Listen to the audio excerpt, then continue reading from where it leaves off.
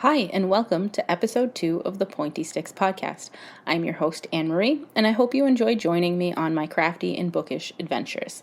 This is mainly an audio podcast, but you can also find it on YouTube if you'd like to see pictures of my projects. Okay, here we go. After a very long hiatus, I have indeed returned for a second episode.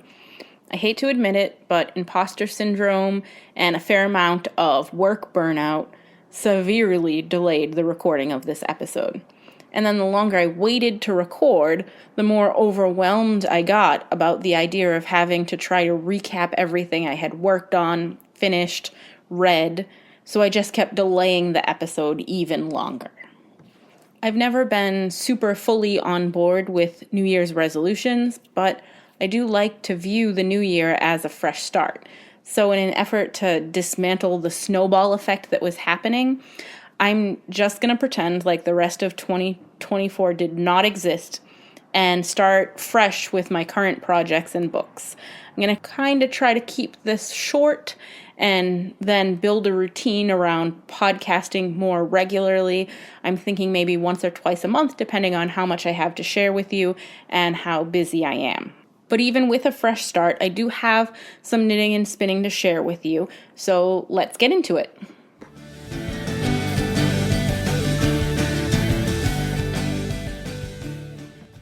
Starting with knitting FOs, usually in December I get an advent calendar of minis and knit one of Amber O'Brien's advent patterns, but I wanted to take a little break from that this year and instead ordered the Woolens and Nosh self-striping advent. If you haven't seen it before, it comes in an adorable little tote bag, and the yarn is pre-caked up and fed out the sides. The idea being that you can knit a stripe each day, and as long as you have the willpower not to peek in the bag, each day's color stays a mystery because there's a buffer color in between. This year, that main color in between each of the stripes was this dark charcoal, and it also comes with a matching mini for your heels and toes. I used Megan Williams' Spacious OMG heel pattern and knit from the toe up, doing a 3x1 rib on the top of the foot and up the leg, mainly just because I like a ribbed sock better than a plain stockinette sock as far as fit goes. I generally prefer knitting shorty socks, but I did really want to use all of the colors, so these turned out quite tall. I knit the 64 stitch size on size 0 needles and worked them 2 at a time magic loop on Chiaogu red lace fixed circular needles. Their red lace needles are my go-to for just about everything, and I have multiple different versions of their interchangeable sets.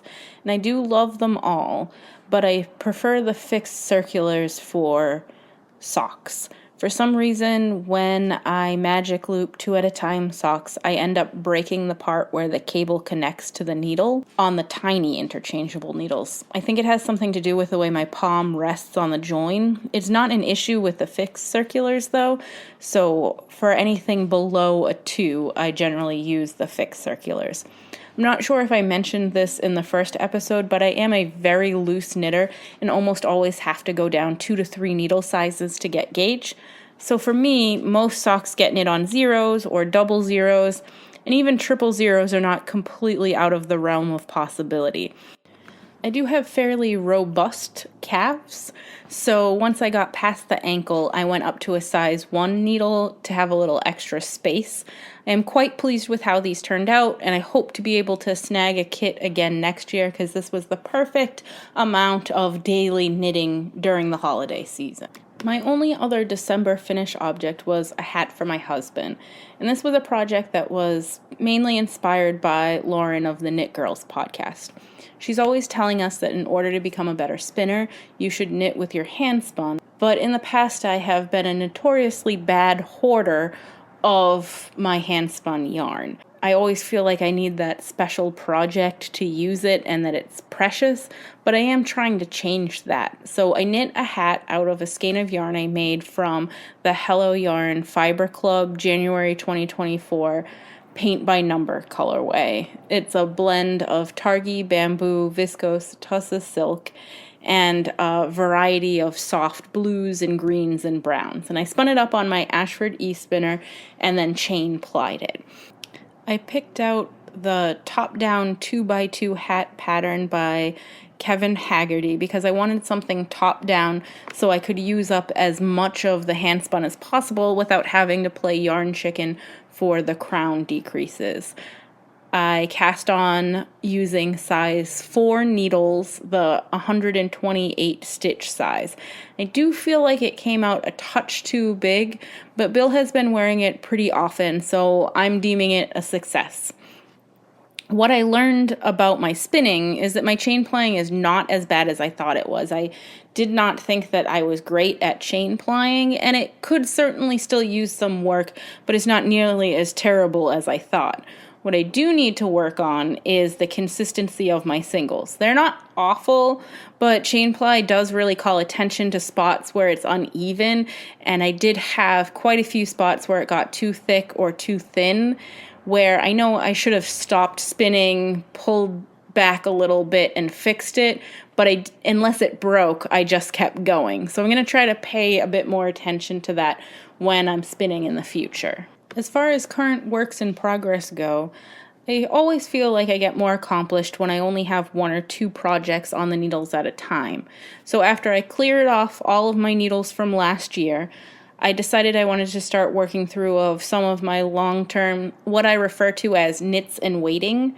These are projects that I have the yarn and the pattern all picked out for, but that have been sitting in my queue for years. So my first cast on for 2025 is the Rendezvous Peak by Amy Miller. It's a long cardigan that has a pretty lace panel on the back, and I'm using Knit Picks Wool of the Andes Bulky in a colorway called Honey that's sort of a nice golden yellow. So far I've finished the ribbing and 2 repeats of the chart. It is knit from the bottom up.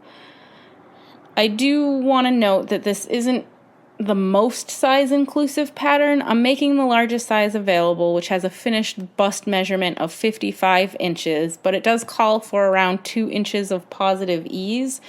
I'm planning on wearing it as more of a fall spring coat, so I picked the biggest size so I'd have some additional room to layer clothes under it. But if you need a size bigger than that, unfortunately, you'd be a bit out of luck. Unless, of course, you're comfortable doing the math on your own. I try to stick to more size-inclusive patterns. When I put this in my queue, I don't think I really paid attention to what the sizing was, and since I already have the yarn for it, I decided I would still just knit it up. The pattern calls for size 10.5 needles. I am knitting on size 8s. Like I said, I almost always have to go down multiple needle sizes to get gauge. So far, the only modification I've made is I changed the 1x1 rib to twisted rib because I think it looks a little bit cleaner and nicer. I do not currently have anything else on the needles, but I would like to cast on a pair of socks or a shawl to have as on-the-go knitting. Since the cardigan is using bulky yarn, it's rapidly getting a bit unwieldy to drag around with me when I'm out and about. And I think that's all I have on the needles right now. So on to spinning. I mentioned that I knit with some yarn that I spun from last year's Hello Yarn Fiber Club. And I do love her colors and the variety of different fibers that are included in the club, but I currently paused my subscription because I fell so far behind. Currently working on spinning up the July 2023 installment, but I'll talk about that more in the future when it's finished and plied. I had been in a bit of a spinning rut, but on a complete whim back in November, I ordered a Hedgehog Fibers advent calendar, and this ended up being a great way to sort of jumpstart my spinning again. I finished off the project that had been on the wheel and then cleared off all the rest of my bobbins to prepare for the advent spinning and managed to spin every day from December 1st through Christmas. I ended up with 2 very full bobbins and sort of hemmed and hawed about how I wanted to ply them. I was originally thinking I would chain ply them to keep each day's fiber a bit more intact, but I ended up deciding to just ply the 2 bobbins together, and I think that was a good call. I ended up with around 900 yards, and the colors have blended together with this kind of unique gradient barber pole effect, and I'm really happy with how it turned out. I do want to cast something on with this fairly soon because I love it so much. I've been thinking about making a vest. I was looking at the Low Key by Elizabeth Smith, or maybe the Ramona vest by Annie Lupton. I really like the Ramona vest, but I think the cables would get lost in this handspun because it's so busy. So I might save that for a more solid yarn and do the Low Key, but I will keep you posted when I cast on.